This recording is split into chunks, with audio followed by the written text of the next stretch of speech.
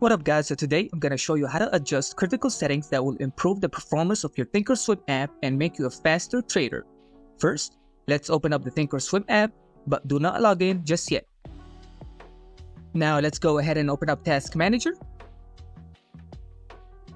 Go to Details, locate ThinkorSwim, right-click, set priority, and make sure it's on high or real time. Change priority. That way your computer will recognize the ThinkorSwim app as an important task and give it high priority. Now, if you run Discord and also have the ThinkorSwim app open at the same time, then go ahead and locate Discord, right-click, set priority, and make sure it's on below normal. Change priority. That way we can ensure all power goes to the ThinkorSwim platform. Okay, so let's go back to the mini login screen and select the settings icon in the bottom left corner. Now let's make sure the minimum memory usage is 512 and select the max according to the chart on the screen. After opening up multiple support tickets regarding what is the best memory usage, most customer service reps said that for an average trader, meaning someone that uses only one screen, will probably be fine with 8 gigs of RAM.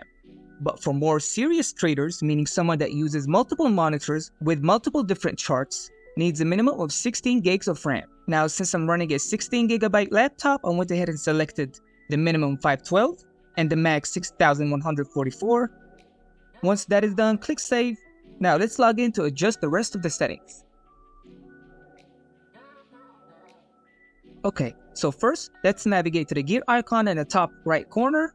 Go to Application Settings. Then under the General tab, go to System, head over to Quote Speed. Now you might notice that your quote speed says moderate max delay 3 seconds by default. It's a shame that ThinkorSwim doesn't hook us up with real-time no delay quotes by default. But again, they have the best charts and free commissions, and real-time quotes cost Ameritrade money, so they delay it by default. But you can change it by clicking on your quote speed and selecting real-time no delay.